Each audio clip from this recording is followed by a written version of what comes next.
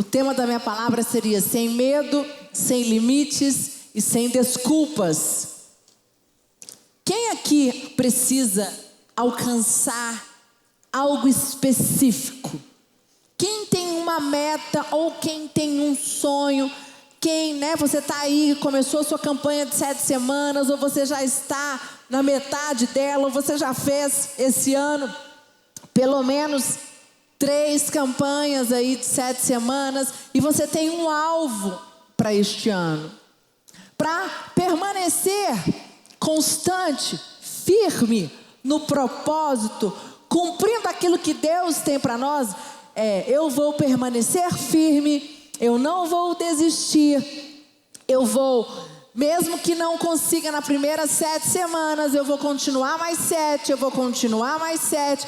Eu estava falando para um amigo, esse final de semana passado, estava em São Paulo, nós fomos numa conferência, eu e o Bispo Lucas, de um amigo, fomos ver a conferência, uma conferência de jovens. Nós gostamos muito de ir em outras conferências, como nós fazemos a nossa conferência de jovens no Carnaval. E eu estava falando exatamente isso com uma pessoa, que como as pessoas hoje, elas não querem permanecer, elas têm um sonho, elas têm um projeto, mas a primeiro obstáculo, ela para. E eu estava falando para ele do culto de terça-feira. Eu estava falando que como a Sara Nossa Terra, ela é pioneira, neste culto. Há quantos anos? Eu estava contando um pouco da minha história e lembrei que eu tinha acabado de me formar. Acho que eu tinha 21 anos quando eu me formei em odontologia. E eu tinha algumas respostas para buscar em Deus. Algumas coisas ainda não estavam resolvidas na minha vida. Eu tinha formado, eu tinha alcançado algumas áreas, mas outras áreas ainda estava tudo muito escuro. E meu pai me desafiou, o Bispo Rodovalho chegou e falou: você precisa fazer a campanha de terça-feira. Eu já sabia do culto. Mas esse culto é um culto de fé, é um culto aonde você vem buscar aqui o quê? Para que você alcance aquilo que Deus tem colocado no seu coração, o seu alvo, a sua meta, o seu objetivo. Mas para alcançarmos um alvo, para alcançarmos uma meta, para alcançarmos um objetivo, nós precisamos, não tem limite, não pode ter medo e não pode ter desculpas. É verdade ou não é, igreja? Eu não sei se algum de vocês aqui é atleta. Eu tenho visto meu sobrinho, o neto do Bispo Rodovalho, ele é piloto profissional de Fórmula 4, ele está tentando carreira. E eu vejo quando ele começou com 9 anos no kart, a disponibilidade dele, a energia que ele gasta, o foco que ele gasta. Ele ama, ele acorda às 5 horas da manhã para treinar nos sábados, ele não está dormindo. Dorme cedo no final de semana, porque no outro dia tem que treinar. É assim a vida de um atleta. Atleta, então, de alta performance, ele acorda 4h30, 5 horas da manhã, às vezes até antes, para começar a treinar às 5 da manhã. Volta para casa, descansa, tem não sei quantas horas de treino ainda durante o dia. Quem conhece aqui, quem começou um pequeno negócio? Um empresário. Vocês acham que um empresário, ele começa grande, gente? Um atleta começa ganhando? Sim ou não, igreja? Não. A história do Silvio Santos é super conhecida. Ele começou com um camelô e hoje, dono de uma rede de TV, um grande empresário. Tem tantos outros nomes. Magazine Luiza, ela era o quê? Balconista, quando ela começou a trabalhar na loja com 12 anos. O que eu quero falar para você, quantas pessoas começaram pequenas? Um pastor, as pessoas às vezes olham para mim e falam: nossa, a bispa, ela prega, nossa, ela tem não sei quantas pessoas. Mas eu não me tornei bispa da noite para o dia. Eu primeiro fui uma líder de célula. Eu abri a minha célula, eu levava pessoas para revisão de vidas. Eu cuidava de pessoas, eu passei pelo processo. E o que eu quero dizer para você nesta noite é: todo início passa pela decisão. E o que eu quero dizer com isso? Eu não sei o que você veio buscar aqui nessa noite, mas se você veio buscar um milagre, você veio buscar um alvo, se você tem algo para acontecer na sua vida ainda nesse ano de 2022, tudo começa com uma decisão. E a decisão de você estar aqui fazendo 7 semanas já é maravilhoso. Amém, igreja? Isso já te diferencia de outras pessoas. Por quê? Porque eu conheço pessoas que querem alcançar grandes coisas, que têm metas, que têm sonhos, mas elas não querem tomar uma decisão. Exemplo, se eu quero falar uma outra língua, eu tenho que pagar o preço de estudar, certo ou não? Não tem como um chip, botar um chip, bem que podia, né, gente? Botar um chip assim, ó, virar, fala inglês, japonês. Então tudo na vida, todo sonho, todo objetivo, todo alvo que você tem, tudo passa por uma decisão. Abre sua Bíblia comigo em Zacarias 4:10. Zacarias 4:10 diz assim: pois quem despreza o dia dos humildes começos, esse alegrar-se-á, vendo o prumo na mão de Zorobabel. Aqueles 7 olhos são os olhos do Senhor que percorrem toda a terra. Eu achei esse texto fantástico, porque ele diz aqui: pois quem despreza o dia dos humildes começos. O que eu quero dizer para você, eu não sei qual é o alvo que você tem para esse ano. Eu não sei quais são os pedidos que você está aqui na campanha 7 semanas. Eu não sei se você está aqui e ainda não começou a campanha. Mas o que eu sei para você, o que eu tenho para você nessa noite é: não despreze os começos humildes, porque tudo passa por uma decisão.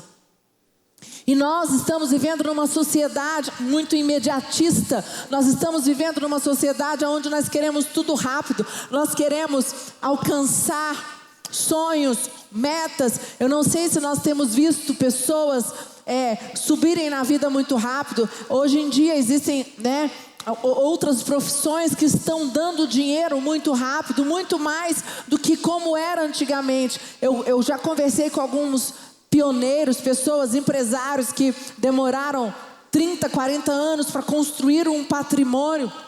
E às vezes eu vejo eles assim: meu Deus, hoje o mundo mudou. Hoje existem novas profissões vindo, novas oportunidades vindo. E tem jovens, meninos de 25, 28 anos ganhando muito dinheiro. É verdade. Mas todos eles, não importa a época em que você nasceu, não importa a época qual você está, se você é da década de 80, 90, de 2000, não importa, importa que tudo passa por uma decisão. E eu não sei o que é que você veio buscar aqui, eu não sei o que é que Deus tem falado com você, mas o que Deus colocou no meu coração hoje é que eu teria que falar aqui com você que vocês querem os alvos, vocês querem alcançar os alvos, vocês têm metas, vocês têm sonhos, mas muitos aqui não querem tomar uma decisão. E tudo começa pela sua decisão, tudo começa pela humilde decisão, a decisão de às vezes começar pequenininho. Você fala: meu Deus, será que eu vou ter que fazer campanha de terça para Deus abrir as portas para mim? Sim, existem áreas das nossas vidas que nós só conquistamos com muito jejum, com muita oração, com muita campanha. E a palavra de Deus diz: pois quem despreza o dia dos humildes começos.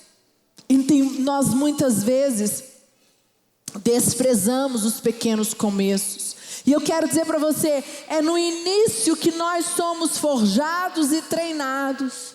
É nesse início da sua empresa, é no início do seu casamento.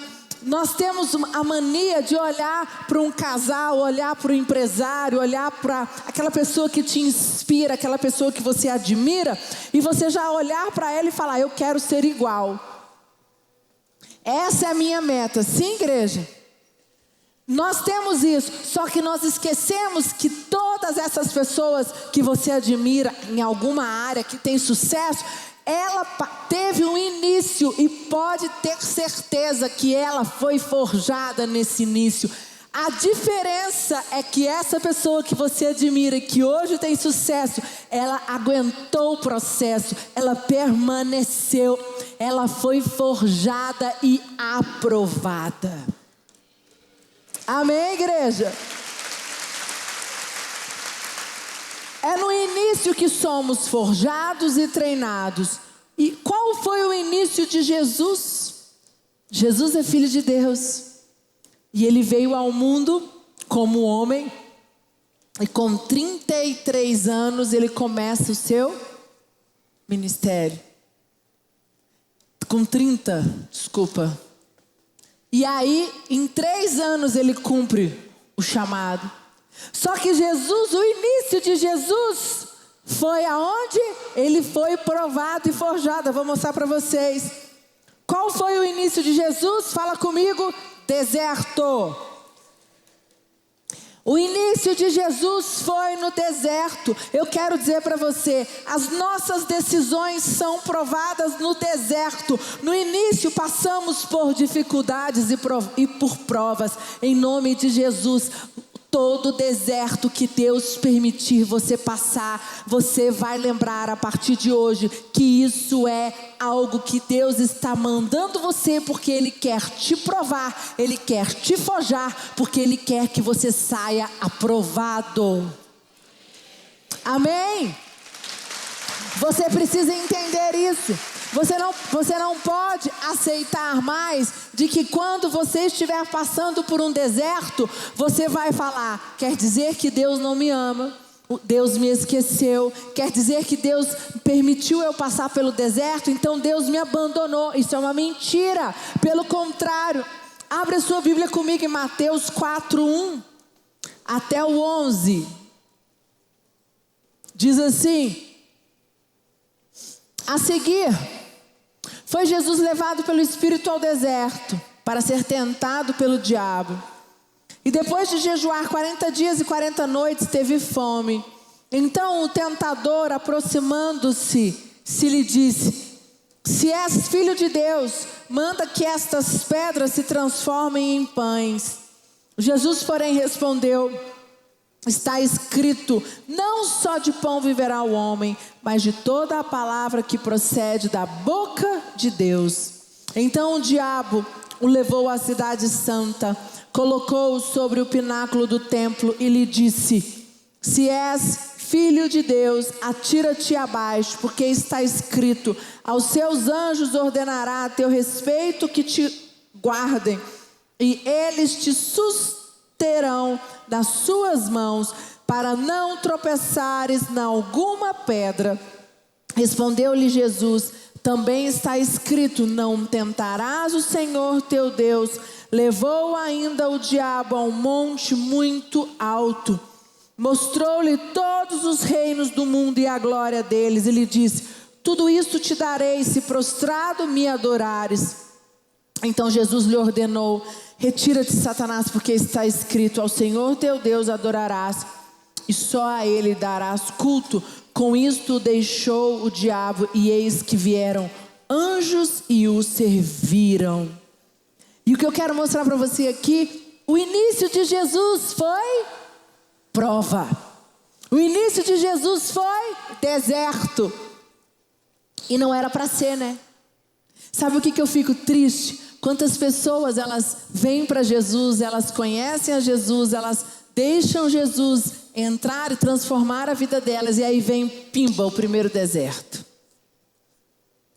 E no primeiro deserto, em vez de ter joelhos no chão, e o primeiro deserto, antes de você ficar aliançado no altar, buscar oração, fazer jejum, buscar o seu pastor, orar, pedir ajuda, estar sendo apacentado, você murmura, você reclama e você fala: esse Deus não existe. Quantas pessoas você conhece que fez isso?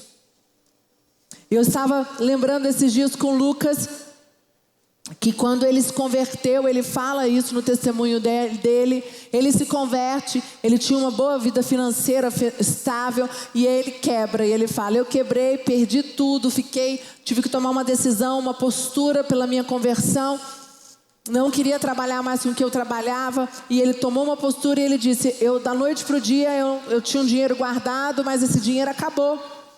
E ele falou que quando nós fomos noivar, ele noivou pela misericórdia de Deus, por muita fé, porque ele falou: meu Deus, eu não tenho dinheiro, como é que eu vou casar?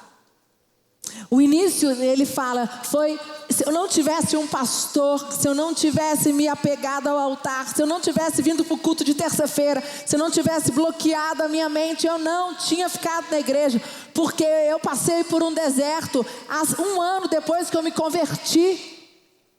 E um deserto financeiro, para o homem o deserto financeiro é muito forte, verdade ou não, igreja?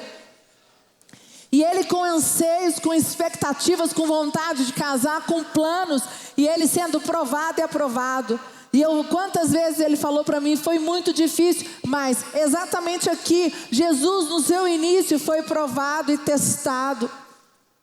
E é interessante que Deus nos permite passarmos por momentos difíceis, porque Ele quer que nós passamos pelo processo. Eu vou mostrar para você daqui a pouco. Jesus, ele passou por todo o processo. Jesus não foi aliviado de nada, tanto que Jesus foi batizado por João Batista. João Batista fala assim: eu vou te batizar nunca, Jesus, mudando, né? Falando nas palavras nossas hoje. Quem sou eu para te batizar? Porque Jesus, ele falou: você é maior do que mim. Então Deus manda Jesus, mas Jesus, isso para mim é muito forte. Jesus passa pelo processo até cumprir. E olha que cumprir o projeto que Deus tinha para ele foi dor, foi cruz, foi sangue, foi a crucificação. E Deus nos permite passar pelo processo para sermos provados e forjados, para termos vitória. Nós não vamos para a cruz, nós não precisamos ir para a cruz, ser crucificados, porque Jesus já morreu na cruz por mim e por você. Amém, igreja? E para mim isso é muito forte, porque Jesus passa pelo processo para ser provado, forjado, para ir para a cruz, para ser crucificado, para que eu e você pudéssemos estar aqui hoje. E toda vez que nós erramos, toda vez que nós temos o que é a liberdade de vir, de falar: Senhor, me perdoa, o teu sangue me lava, me purifica. E Jesus, lá em Mateus 3:13, abre comigo, por favor, diz assim: por esse tempo, dirigiu-se Jesus da Galileia para o Jordão, a fim de que João o batizasse. Ele, porém, o dissuadia, dizendo: eu é que preciso ser batizado por ti, e tu vens a mim? Mas Jesus lhes respondeu: deixa por enquanto, porque assim nos convém cumprir toda a justiça. Então ele o admitiu. Batizado Jesus, saiu logo da água. Eis que lhe abriram os céus, e viu o Espírito de Deus descendo como pomba, vindo sobre ele. Eis uma voz dos céus que dizia: este é meu filho amado, a quem me comprazo. Queridos, eu quero dizer para você: Jesus passou pelo processo, Jesus permaneceu, Jesus, ele cumpriu o projeto que Deus tinha para ele. O que eu quero dizer para você nessa noite é: em nome de Jesus, você não será roubado no processo. Eu não sei qual é o teu alvo, eu não sei qual é a tua meta, eu não sei qual é a tua labuta, eu não sei qual é a tua tribulação, mas toda essa tribulação, toda essa situação difícil que você está vivendo na sua vida, na área que for, isso vem de Deus, isso é permissão de Deus, porque Deus tem algo grande para você, e isso faz parte do processo. Amém, igreja? E o que eu quero dizer para você: todo propósito tem uma dor. Forte, né? Todo propósito tem uma dor. E quando nós nos posicionamos o diabo, o inimigo, foge de você e os anjos vêm nos servir. Olha a importância de você se posicionar, igreja. Quando você chega e fala assim: hoje eu assumo, estou aqui, vou começar as minhas 7 semanas. Aqui tem alguém que colocou no altar para orar os pedidos, eu vou até levar depois lá para baixo. E 7 semanas, completou, vai começar uma nova campanha. 7 semanas, todo propósito, ele é o quê? Ele tem uma dor. Se não tem dor, não tem propósito. José, Gênesis 37, 26, 28, vamos lá, abre rapidamente. Diz assim: Judá disse então aos seus irmãos: que ganharemos se matarmos o nosso irmão e escondermos o seu sangue? Vamos vendê-lo aos ismaelitas, não tocaremos nele, afinal é nosso irmão, é nosso próprio sangue. E seus irmãos concordaram. Quando os mercadores ismaelitas de Midian se aproximaram, seus irmãos tiravam José do poço e o venderam por 20 peças de prata aos ismaelitas, que o levaram para o Egito. Nesse momento, olha só, todo propósito tem uma dor. Aí você lê esse texto e fala assim: misericórdia, que propósito é esse dos irmãos venderem José? E tinha um propósito. Deus não permitiu que José fosse vendido à toa. Queridos, tinha um propósito. Aquela venda, aquela situação, quando os irmãos vendem José, Deus permitiu aquilo, porque Deus sabia que ele usaria José para ser governador do Egito, e foi através de José que ele salvou toda a sua família. Se José não tivesse ido para o Egito, se tornasse governador do Egito, a família de José tinha morrido de fome, porque teve fome durante a terra, durante 7 anos.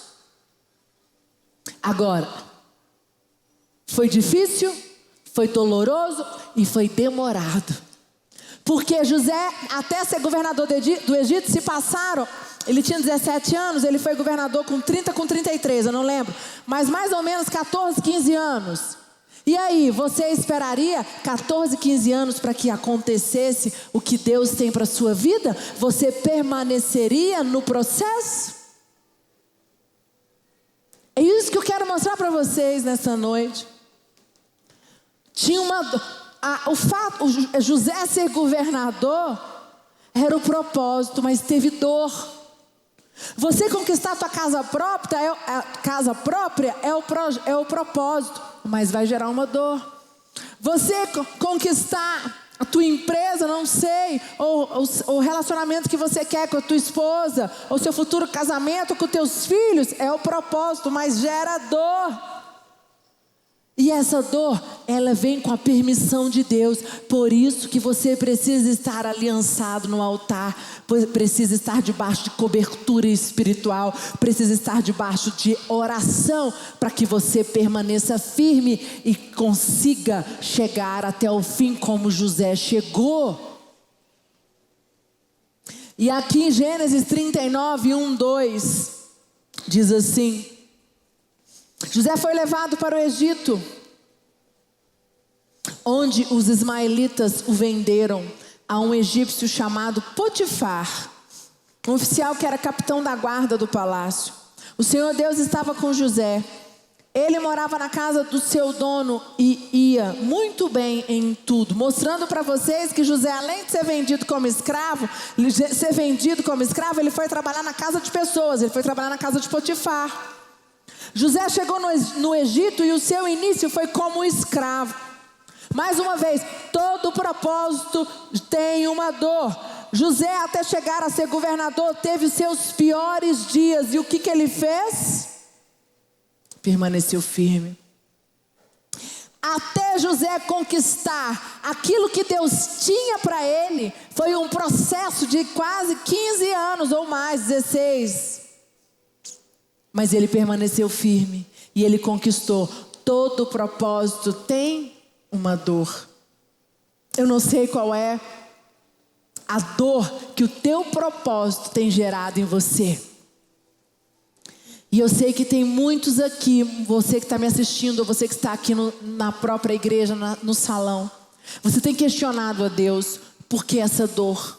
Por que o Senhor tem permitido eu sentir isso? Por que o Senhor tem permitido eu passar por isso? E eu quero dizer para você, faz parte do processo, faz parte da tua vitória, viver o que você está vivendo. Amém, igreja? Gênesis 41. Neste momento eu ponho como governador de todo o Egito. Quer dizer, lá no 39, 1 e 2, e lá no 37, vocês veem a história triste de José. Mas lá no 41, coloca aí, por favor. Gênesis 41 diz: neste momento eu o ponho como governador de todo o Egito. Passou um tempo, mas foi cumprido o propósito. O propósito se cumpriu. E eu quero dizer para você nessa noite, eu não sei qual é a dor que você tem sentido, eu não sei qual é a que você tem passado, mas eu sei que Deus te trouxe aqui para você hoje entender que o teu propósito vai gerar uma dor. Essa dor que você está sentindo, ela tem propósito, e você vencerá, cumprirá o processo e vai alcançar aquilo que Deus tem para você.